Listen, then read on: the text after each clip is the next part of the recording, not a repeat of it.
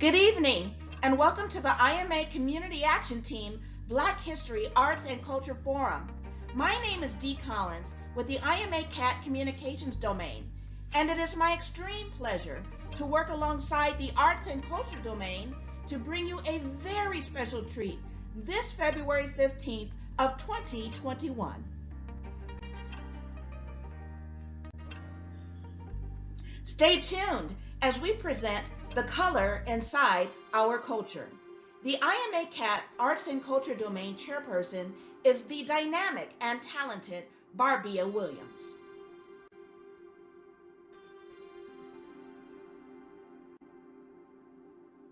Barbia is the founder of the Barbia Williams Performing Company, Arizona's premier African-centered performing company, specializing in dance, choreography, and culture. Barbia Williams is a true gem in the African American community. She is the queen of cultural dance and has a gift for extracting artistic beauty out of everyone under her direction. In the future, look for such things from Barbia that feature social music from the motherland and diaspora, with music from Africa, Brazil, Cuba, Haiti, and the USA.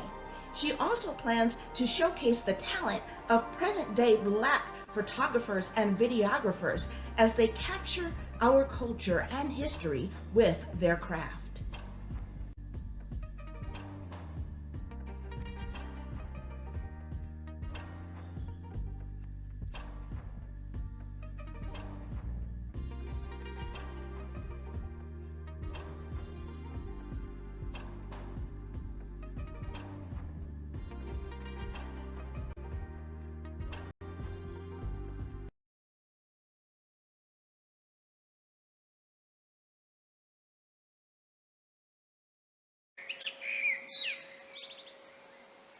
Birds flying high, you know how I feel. Sun in the sky, you know how I feel. Breeze drifting on by, you know how I feel. It's a new dawn, it's a new day. It's a new life for me, yeah. It's a new dawn, it's a new day. New life for me. Ooh, and I'm feeling good.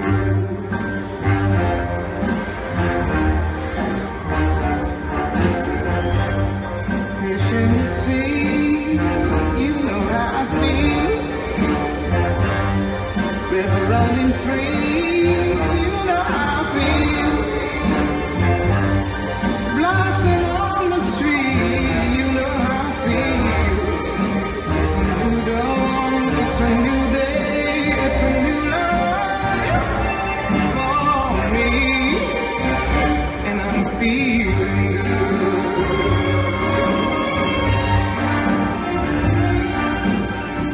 Dragonfly out in the sun, you know what I mean, don't you know? Butterflies are having fun, you know what I mean. Sleep in peace when day is done, that's what I mean. And this old world is a new world and a bold world for me.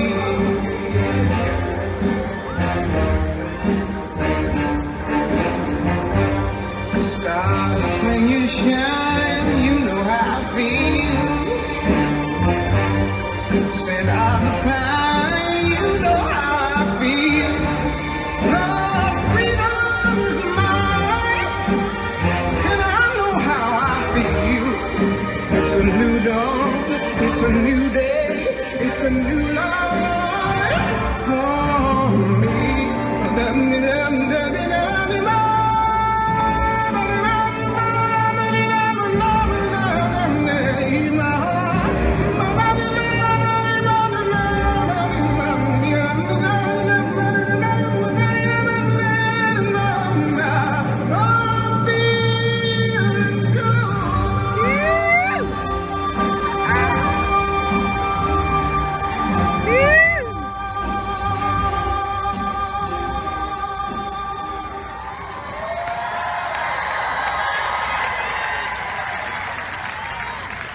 One day, when the glory comes, it will be ours. It will be ours. Oh, one day, when the war is won, we will be sure. We will be sure. Oh, one day.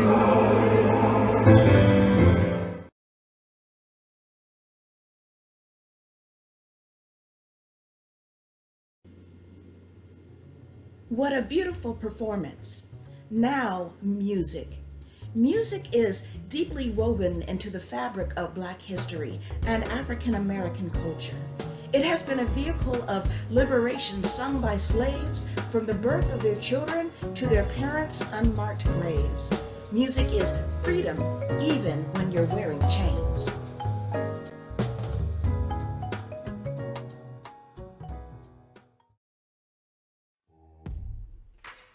Music gave slaves mental strength to make it through difficult times. They would often sing songs to help them get through the grievous labor they were tasked with doing. Hidden in the lyrics of many of their songs were instructions or directions used by the Underground Railroad to aid in their escape from slavery. Music was also used in worship, offering spiritual fortitude, hope, and strength of faith. Additionally, music offered inspiration with motivational rhythms and beats, as well as uplifting and soul-rejuvenating melodies. The music told stories to help reinforce the slaves' identities and help them remember their roots. It was also a foundational piece of their culture and a reverberation within their community, like a glue binding the soul to its origins.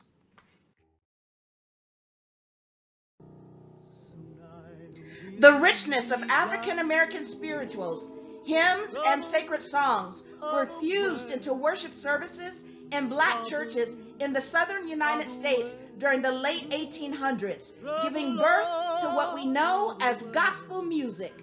Out sooner will be done. Trouble, Lord of the world, I'm going home. The aesthetic acoustics of gospel music evolved into the generational genres of jazz and blues.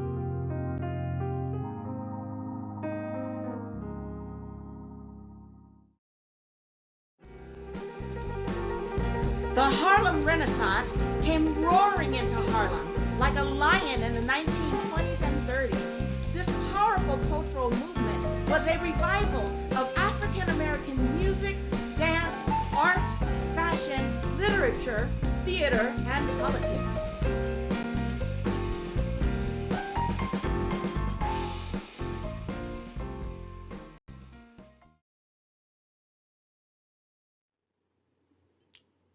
There have been many mighty civil rights activists in history, but when we think of the words, "Let freedom ring," to the forefront of our minds comes Dr. Martin Luther King. Please help me welcome the illustrious Mrs. Frances Pace Bowman as she makes America a little bit more beautiful with a special thank you tribute to the late, great Dr. King.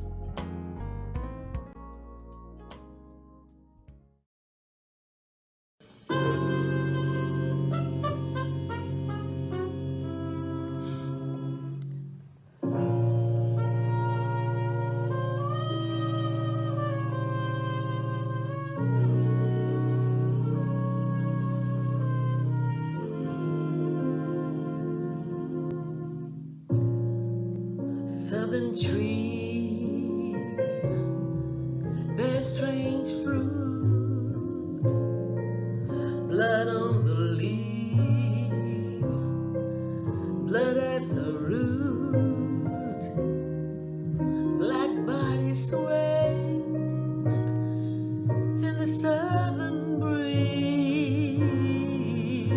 strange fruit hanging from a poplar tree.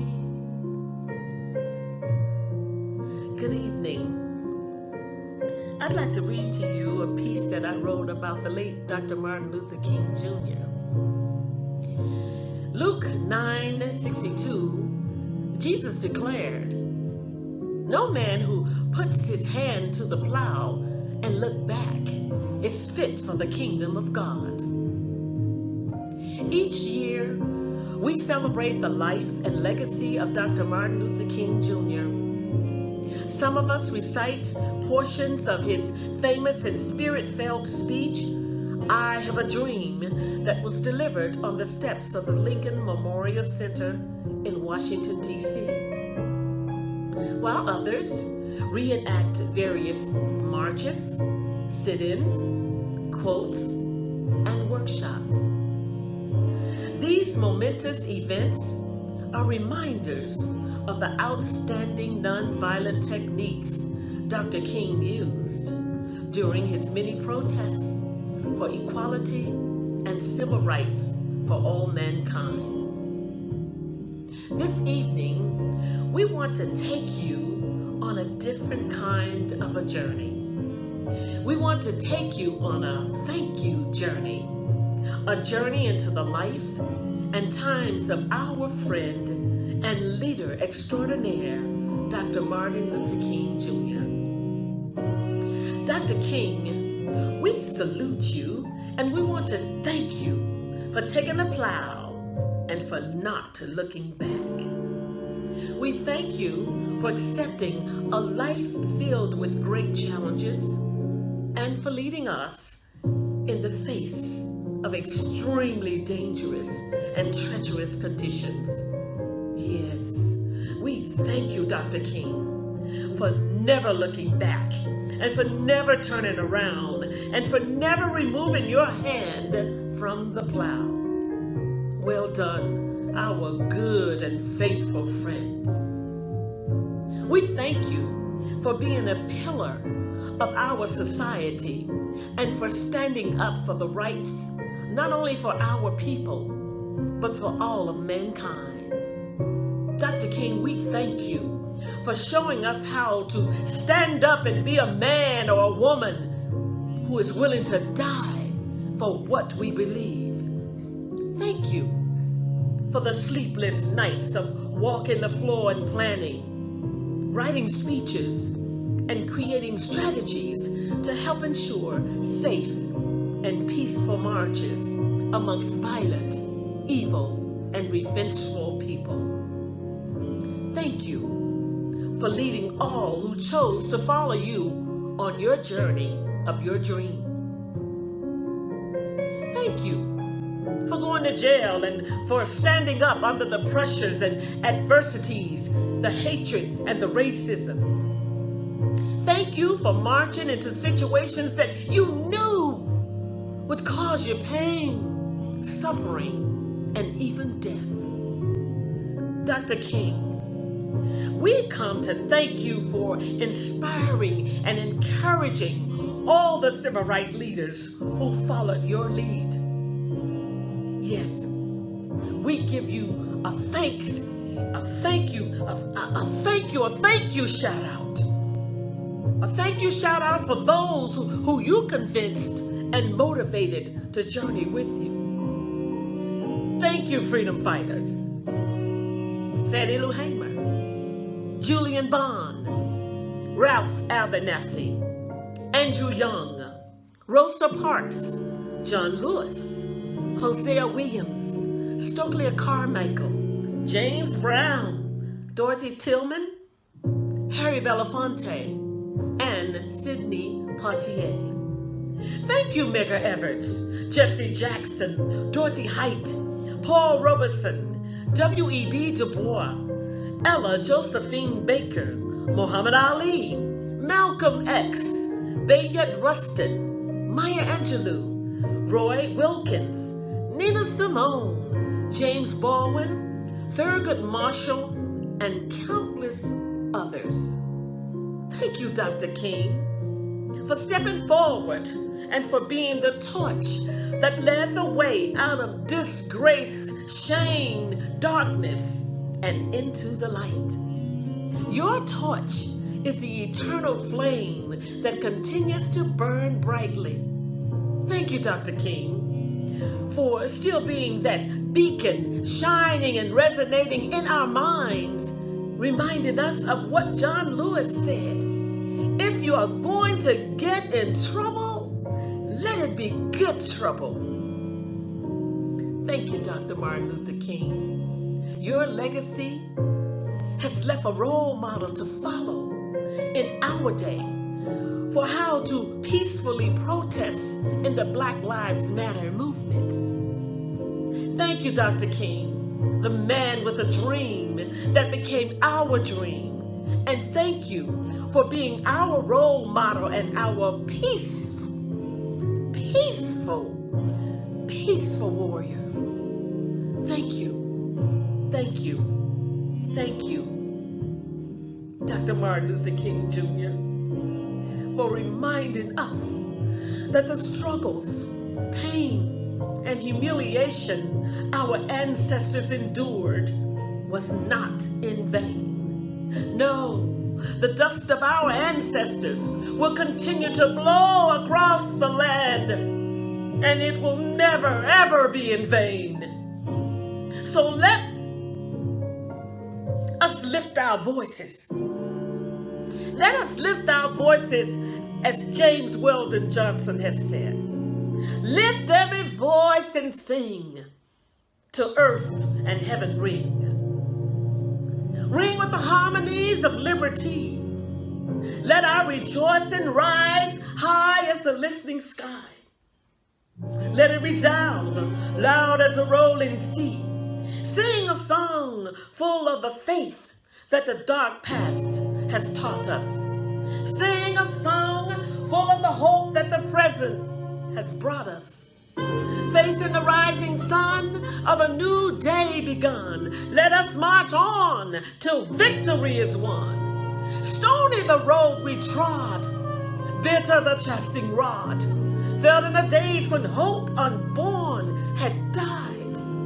Yet with a steady beat, have not our weary feet come to a place for which our fathers sighed?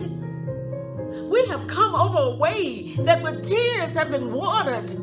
We have come treading the path through the blood of the slaughtered, out of the gloomy past, till now we stand at last, where the white gleam of our bright star is cast. God of our weary years, God of our silent tears, thou who hast brought us thus far on the way, thou who hast by thy might led us into the light, keep us forever in the path we pray. Lest our feet stray from the places, our God, where you met thee. Lest our hearts, drunk with the wine of the world, we forget thee. Shadow beneath thy hand, may we forever stand, true to our God and true to our native land.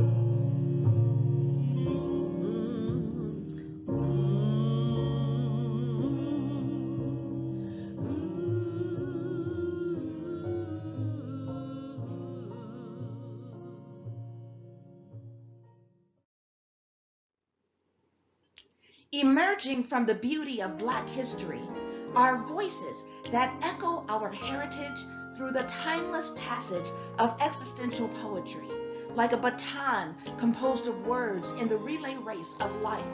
Today we pay homage with the currency of honor and respect to Paul Laurence Dunbar, one of the prolific poets of yesteryear. The headquarters for the IMA Community Action Team is at the Dunbar Pavilion, located at 325 West 2nd Street in Tucson, Arizona. The Dunbar Pavilion has been the venue for numerous events in the great city of Tucson, and it is the home for multiple local minority-owned businesses. I invite you to patronize these businesses and increase the power of the Black dollar.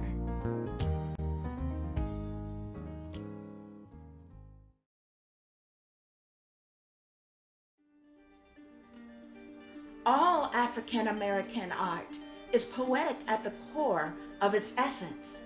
Painting is the poetry of color, canvas, strokes, and images. Dancing is the poetry of motion and grace. Music is the poetry of notes, sound, and rhythm. Life itself has a poetry to it. Let's flip through the pages of poetic history, and for a few poetic moments, listen to the mysteries orated from the marvelous mind of Langston Hughes.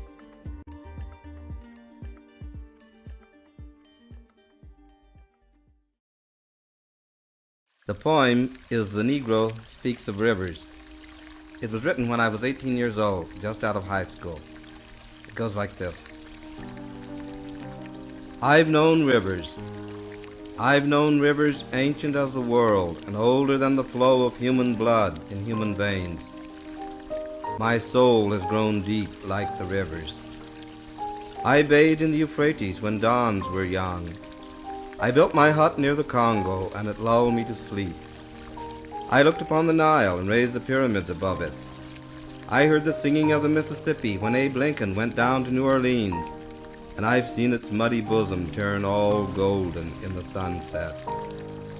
I've known rivers, ancient, dusky rivers. My soul has grown deep like the rivers. And the second poem is I Too. I too sing America. I am the darker brother. They send me to eat in the kitchen when company comes, but I laugh and eat well and grow strong. Tomorrow I'll be at the table when company comes.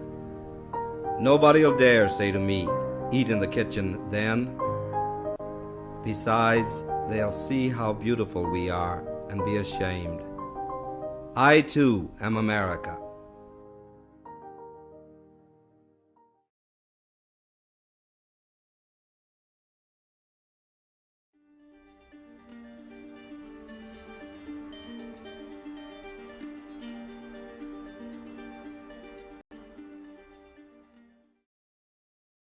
Hey, Black Child, by Yusini Udini.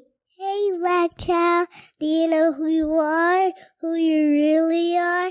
Do you know you can be what you want to be if you try to be what you can't be?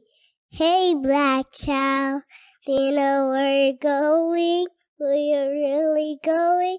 Do you know you can learn what you want to learn if you try to learn what you can't learn? Hey, Black Child, they know you're strong. I mean, really strong. They know you can do what you want to do if you try to do what you can't do. Hey, Black Child, be what you can be. Learn you what's must learn. Do what you can do. And tomorrow, your nation will be what you want it to be.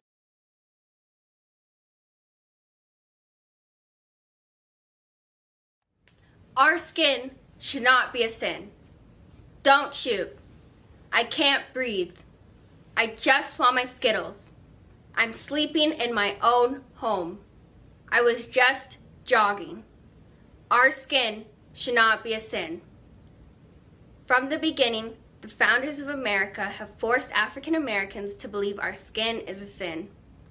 The U.S. Constitution states, "We hold these truths to be self-evident that all men are created equal." Our skin was not a part of the Constitution's truth.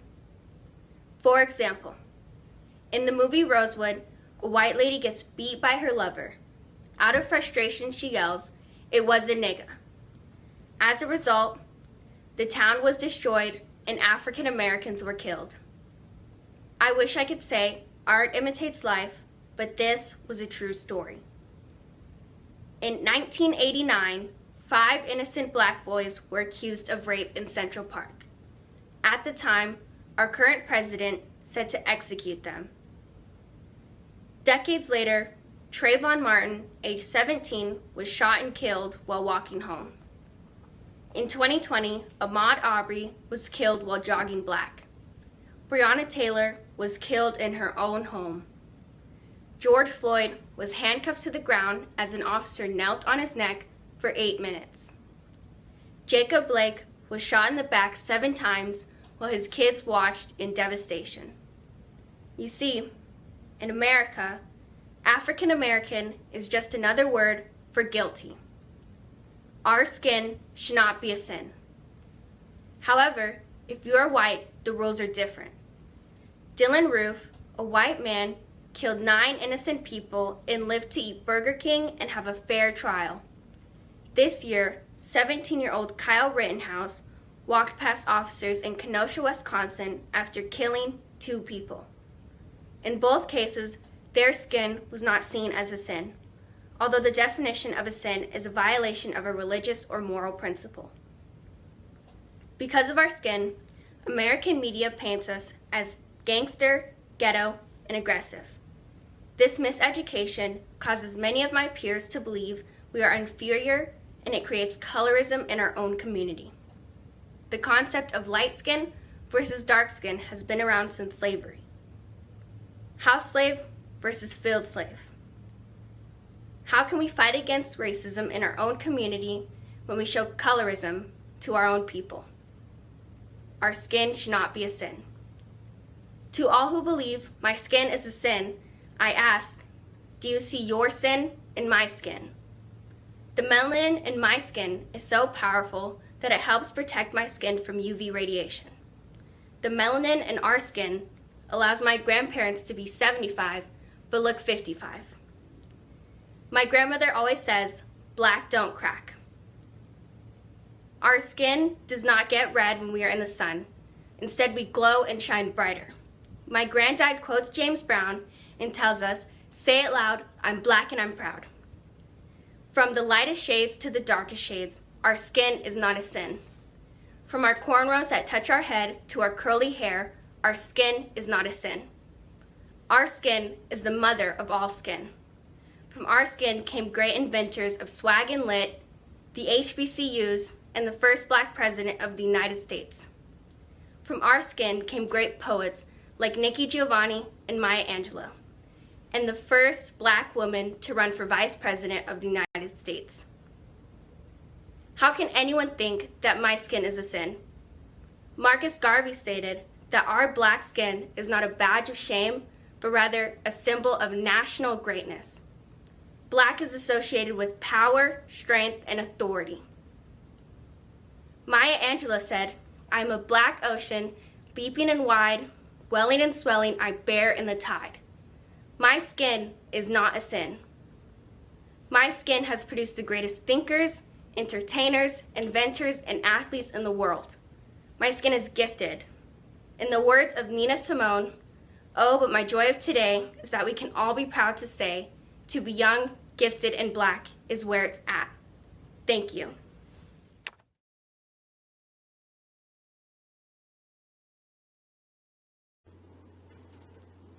I would like to give a shout out to entrepreneur and visionary Sam Brown, who was also the host and facilitator for the Spoke Fall Poetry Contest on November 8th of 2020. I entered that contest, I delivered my poem, and I actually took first place that day. So I'm going to recite that poem for you. I want you to keep in mind that this was in November of 2020, so please keep in mind the time period when you listen to the content.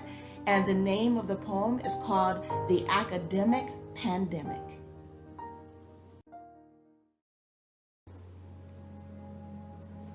Beneath the light of dark days, above a chilling midnight haze, is a waterfall that pours endlessly into twilight. Before this past summer, when hope took her slumber, was a spring that left winter remembering. Icicle daggers never last. In this current pandemic, named for the year prior, we call COVID-19, infecting peasants as well as sires and kings. Millions of deaths have come from this thing, yet we ignore the academic pandemic while reality is whispering to a race as black as ignorance, utterly shouting. Let me remind you of a quote as important as your vote in this recent election. If you think education is expensive, try ignorance. Derek Bach spoke this to us from his insightful experience. You can wash your hands, but you can't wash off your color. Your father is your father and your mother is your mother. The other day, I just wanted to buy gas. I walked in to pay and it ruined my day when I saw a man not wearing a mask, which is when I realized every day is Halloween. We are living in scary times of killer germs unseen, not much different from the rotting strange fruit of overripe, not right lynchings. Yet many millennials and those from Generation Z don't take ample time to know enough about our history. Why wash your hands to avoid a pandemic when the true threat of disease is your sickness? Wash your hands to be safe. Cleanse your mind for the case. So when the day is dark and the night is not bright, with cloud-hidden sun and partial moonlight, you can take off your mask and breathe. You can shed the day and put on relief knowing that the access to a cure is merely knowledge at your front door. The journey from the cashier to my car seemed far, but it was much shorter than the length of a drink from my mouth to the bar, yet I was intoxicated with grief. Walking on pavement, I'm sure buried my family tree, thinking that underneath my feet was the blood of my ancestors mixed into that concrete. Those who were killed for trying to get an education with crumbled papers in the trash, using the ink of tossed berries, forbidden by their blackness to enter libraries. Those who were murdered for their creative imagination, infected way before 2020 and social distancing. With unspeakable injustice, battled by Dr. Martin Luther King, I think once we all pray on bended knees against every single human disease, from mental illness to COVID-19, maybe we will finally understand unity. And maybe, just maybe, in the darkness of this night, we will finally see the light. Somewhere between the full moon of mischief and a blazing sun, our wisdom has sent adrift. Thank God salvation is a free gift, and that we have access to the knowledge of life, rightly marked and tagged as priceless.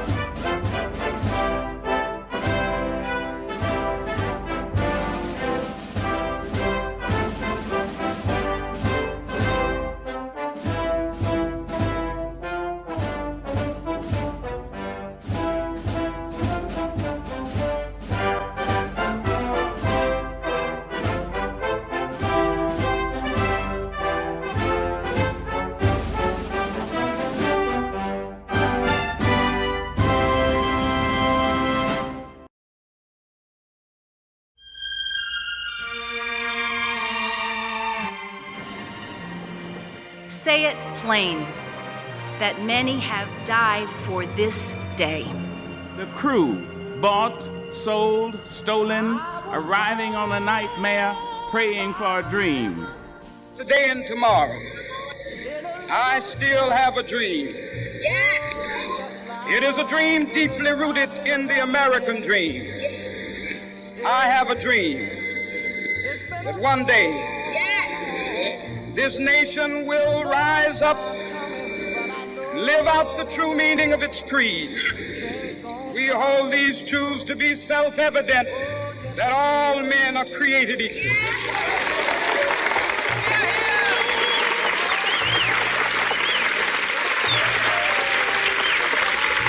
I have a dream that one day on the red hills of Georgia, the sons of former slaves and the sons of former slave owners will be able to sit down together at the table of brotherhood. I have a dream that one day, even the state of Mississippi, a state sweltering with the heat of injustice, sweltering with the heat of oppression, will be transformed into an oasis of freedom and justice. I have a dream that my poor little children will one day live in a nation where they will not be judged by the color of their skin, but by the content of their character. I have a dream today.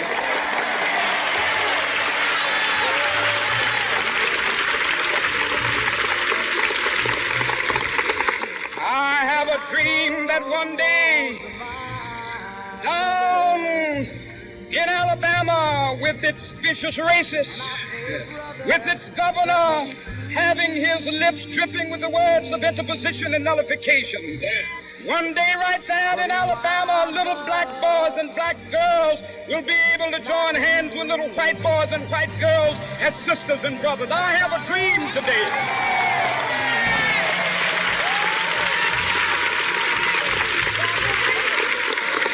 I have a dream that one day every valley shall be exalted, and every hill and mountain shall be made low. The rough places will be made plain, and the crooked places will be made straight. And the glory of the Lord shall be revealed, and all flesh shall see it together. A long time coming, but I know change gon' come. Mr. President, Dr. Biden, Madam Vice President, Mr. Emhoff, Americans, and the world.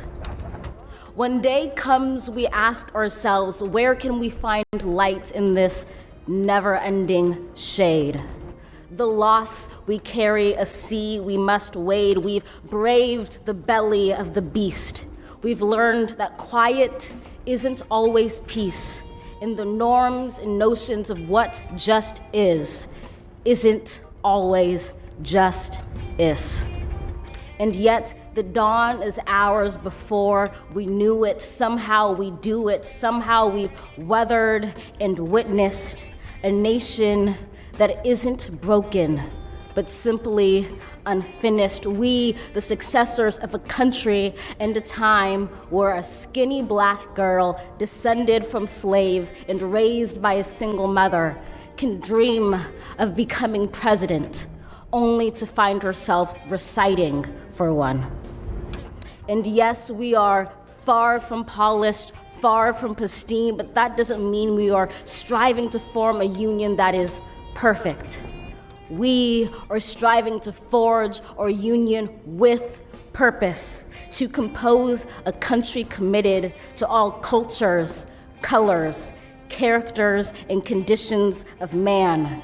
And so we lift our gazes not to what stands between us, but what stands before us. We close the divide because we know to put our future first, we must first put our differences aside. We lay down our arms so we can reach out our arms to one another. We seek harm to none and harmony for all. Let the globe, if nothing else, say this is true.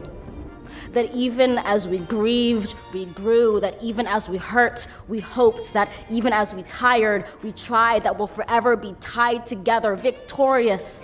Not because we will never again know defeat, but because we will never again sow division. Scripture tells us to envision that everyone shall sit under their own vine and fig tree, and no one shall make them afraid. If we're to live up to our own time, then victory won't lie in the blade, but in all the bridges we've made. That is the promised glade, the hill we climb if only we dare it, because being American is more than a pride we inherit. It's the past we step into and how we repair it. We've seen a force that would shatter our nation rather than share it, would destroy our country if it meant delaying democracy. And this effort very nearly succeeded. But while democracy can be periodically delayed, it can never be permanently defeated. In this truth, in this faith we trust, for while we have our eyes on the future, history has its eyes on us. This is the era of just redemption. We feared it in its inception. We did not feel prepared to be the heirs of such a terrifying hour, but within it we found the power to author a new chapter, to offer hope and laughter to ourselves. So, while once we asked, how could we possibly prevail over catastrophe? Now we assert, how could catastrophe possibly prevail over us? We will not march back to what was, but move to what shall be, a country that is bruised but whole, benevolent but bold, fierce and free. We will not be turned around or interrupted by intimidation, because we know our inaction and inertia will be the inheritance of the next generation. Our blunders become their burdens. But one thing is certain: if we merge mercy with might and might with right, then love becomes our legacy and change our children's birthright. So let us leave behind a country better than the one we were left. With every breath from my bronze-pounded chest, we will raise this wounded world into a wondrous one. We will rise from the gold-limbed hills of the west. We will rise from the wind-swept northeast, where our forefathers first realized revolution. We will rise from the lake-rimmed cities of the Midwestern states. We will rise from the sun-baked south. We will rebuild, reconcile, and recover in every known nook of our nation, in every corner called our country. Our people, diverse and beautiful, will emerge battered and beautiful. When day comes, we step out of the shade, aflame and unafraid. The new dawn blooms as we free it. For there is always light, if only we're brave enough to see it, if only we're brave enough to be it.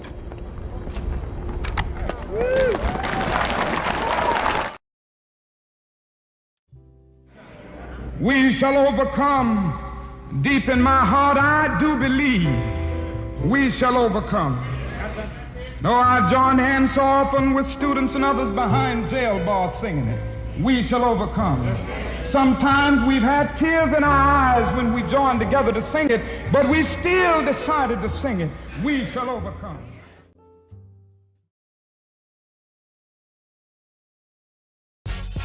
Bring 'em out, bring 'em out. Bring 'em out, bring 'em out. Bring 'em out, bring 'em out. Bring 'em out, bring 'em out.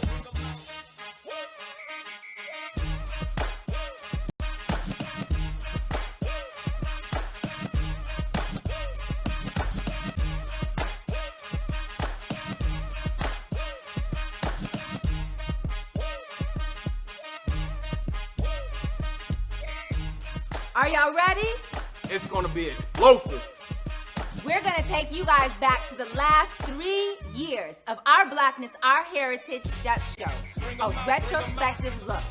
Then get ready, be prepared for national and state appearances, because a change is gonna come.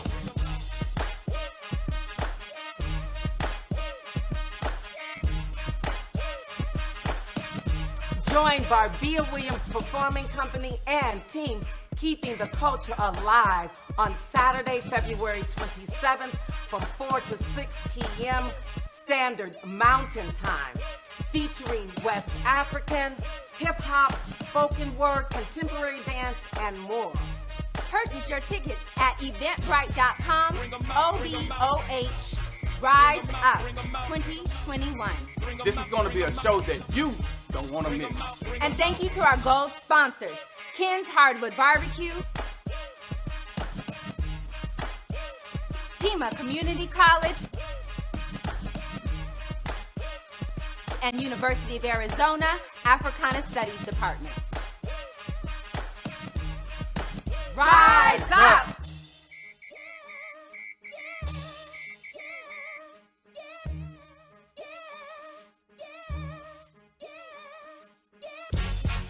Bring them out, bring them out. Bring them out, bring them out. Bring them out, bring them out. Bring them out, bring them out. Bring them out.